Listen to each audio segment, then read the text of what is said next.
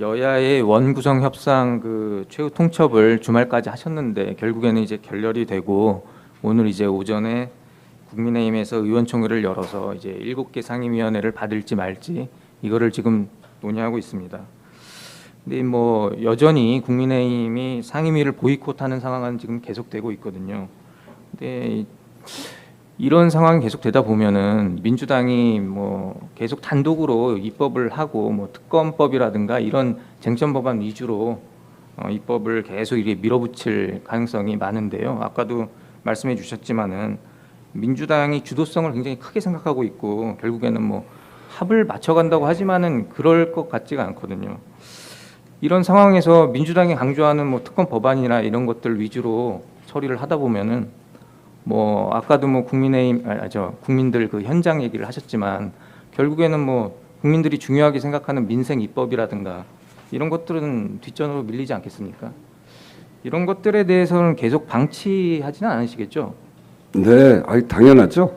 이게 저 앞에서도 말씀드렸습니다만 저의 고민은 이제 이 합의가 안 될 경우에 어떻게 할 거냐 이게 이제 늘 고민이죠. 근데 이번에 매듭 푼 거는 그렇게 시작을 했고요. 근데 역시 결국 국회를 운영해 보면 이번 법사위 청문회도 마찬가지입니다만 이 단독으로 국회를 운영하는 것에 한계가 있습니다. 그리고 함께 하지 않으면 또 잘 처리하기 어려운 점도 있고요. 그리고 국민들을 다 설득하기가 매우 부족한 면도 있고 하다 보면 너무 과해지는 면도 있고 그렇기 때문에 단독으로 지속적으로 운영하기는 민주당도 어렵다는 걸 잘 알고 있을 겁니다. 저는 그렇게 봅니다. 제가 민주당에서 그동안 오랫동안 민주당을 단 한 번도 이탈하지 않고 지금은 이제 무소속입니다만 그런 속에서 제가 민주당의 중진으로서 느끼는 것도 전 그렇다고 봅니다. 그런 점에서 단독으로 운영하는 것의 한계를 민주당이 잘 알고 있을 것이라고 생각하고요. 또 하나는 국민의힘도 마찬가지입니다. 거의 여당입니다. 여당. 국민의힘이 여당이거든요. 여당으로서의 책임감이라고 하는 것을 국민 앞에서 그냥 방기해 놓을 수가 없습니다. 제가 여당을 한 적도 있는데 결국 국정 운영의 모든 책임은 정부 여당으로 귀착되어지는 것이고 그렇기 때문에 이런 상황을 정부 여당 특히 이제 여당이 그대로 오래 방치하기가 매우 어려워질 거라고 봅니다. 제가 첫 매듭을 그렇게 푸른 이유는 바로 요 지점입니다. 이렇게 해서 야당은 야당대로 그 단독의 한계를 넘어서야 되는 그런 과제가 생긴 것이고 또 여당은 여당대로 집권 세력으로서의 책임감이라고 하는 것이 있기 때문에 이것이 차츰 합으로 갈 것이다 이렇게 생각하고요. 단독국회가 그렇게 보면 단독국회가 그렇게 오래 간다거나 그렇게 되지 않을 거라고 저는 믿어 의심치 않습니다. 왜 그러냐면 여기에는 국민의 절박한 요구가 있습니다. 그런 점에서 국민의 절박한 요구를 여당도 야당도 무시할 수 없다. 그런 점에서 저는 단독국회, 단독입법이 그렇게 오래 가지지 않을 것이다 이렇게 생각하고요.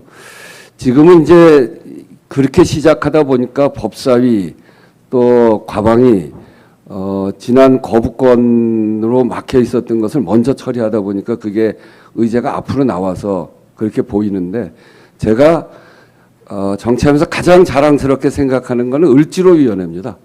을을 지키는 위원회, 갑의 횡포를 막고 을의 눈물을 닦자. 그리고 우리 사회에 기울어진 운동장을 바르게 하자. 이거는 민생 의제들이거든요. 저는 민생 의제가 가장 중요한 의제라고 생각합니다. 이번 국민들의 민심도 결국 국민들의 먹고 사는 문제를 해결해 달라고 하는데 집중돼 있기 때문에 그런 점에 있어서 제가 의제 관리도 그렇게 해나갈 뿐 아니고 그리고 앞으로 양 당도 국민의 지지를 받으려면 그쪽으로 갈 수밖에 없다 이렇게 생각을 하고요. 그 점에 대해서는 큰 걱정 안 하셔도 괜찮을 것 같습니다. 예, 말씀 잘 들었습니다. 지금 말씀하신 대로 그 지금과 같은 그 민주당의 단독 입법 상황이 오래 가지 않도록 하려면은 국회의장님의 역할이 굉장히 중요할 것 같습니다. 근데 이제 중간에 말씀에서도 그 말씀을 주셨지만은 그 무소속이라는 말씀을 잠깐 언급해 주셨는데요.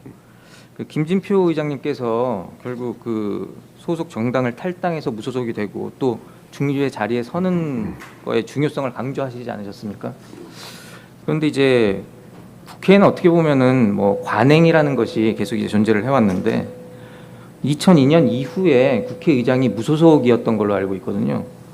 근데 지금 국회의장이 민주당만을 위한 국회의장이 아니냐 이런 얘기도 나오고 있는데 무소속의 의미에 대해서 다시 한번 좀 말씀해 주실 수 있으실까요?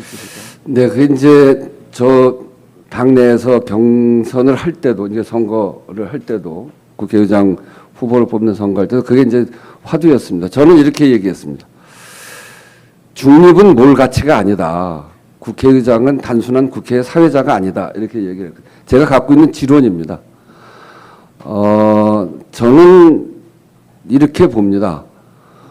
국회의 유일한 기준은 국민이다. 국민의 삶을 어떻게 개선시켜 나갈 것이냐. 국회의장은 민심을 대변해서 국민의 삶과 국민의 권리를 어떻게 지킬 것인가. 또 국회의장은 헌법을 기초해서 국민의 권리를 어떻게 지켜나갈 것인가. 이게 전 핵심이라고 생각합니다. 그 국민이 지금 요구하고 있는 바, 이것을 관철시켜 가는 것이고요. 또 하나의 과제는 상권 분립으로서 국회의 역할입니다. 국회가 갖고 있는 권한의 대부분은 상권 분립이기 때문에 만들어진 권한이고요. 그거는 국회 내라기보다는 행정부하고의 관계에 있어서 상권 분립을 세우고 국회의 권위를 제대로 세워가는 것이 국회의장이라고 생각합니다. 그런 점에서 저는 사실은 을지로위원회 하면서 늘 그런 얘기했는데 정치는 여냐 야냐 어느 정파를 편들 것이냐가 아니다.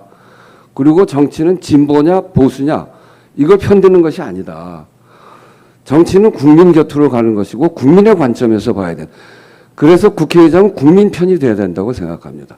저는 지금 제가 앞으로 하고자 하는 일, 또 지금 하고 있는 일, 제가 앞에서 계속 국민 얘기를 하는 거는 국민의 권리 침해가 발생돼서는 안 된다라고 하는 것이고요. 지금처럼 이 갈등이 첨예하고 여야가 자기 몫에 대한 이야기를 너무 심하게 할 때 국회의장이 취해야 될 거는 우선 그 갈등의 매듭을 풀고 해 나가되 그 관점은 국민에게 있어야 된다라고 하는 것이고 그런 점에서 저는 그 길을 확실하게 지켜나갈 겁니다. 이 중립이 여야의 중간에 서 있는 것, 그건 전 중립이라고 생각하지 않습니다. 그거는 합의 못하면 아무것도 못하는 국회, 그게 바로 정치 불신의 핵심이고 국회가 도대체 뭐하냐, 국회가 싸움만 하냐 그렇게 얘기하는 국민들의 목소리는 바로 그 지점인 것 같습니다. 그래서 국회의장은 바로 국회가 국민들에게 부여받은 권한, 국민의 민심을 대변하고 헌법을 지키는 그런 역할을 정말 해야 된다고 생각하고 그런 점에서 보면 여냐 야냐가 아니고 진보냐 보수냐가 아니라 국민 편이다. 국민 편이라고 하는 관점에서 확실하게 지키고 갈 생각입니다. 예, 아까 그 법사위 상황에 대해서 잠깐 그 질문에서 나왔었는데요. 워낙 중요한 상임위원이기 때문에 추가로 하나 더 질문을 드려야 될 것 같습니다. 그 법사위가 원래는 그 체계 자구 심사권을 그 행사하는 것이 원칙인데 지금 법사위는 잘 아시겠지만은 뭐 너무 세고 어떻게 보면은 상임위원회 상원 같은 느낌이 들고 있거든요. 그러면 이 법사위 위상의 기나 이 기능 변화를 좀 어떻게 좀 바꿔야 되는 거 아니냐 이런 얘기들이 많은데 어떻게 보십니까? 우리 이제 제 앞에 김진표 의장님께서도 그 아주 강하게 법사위를 법제위와 사법위로 나누자 그렇게 안을 내셨고 그랬습니다.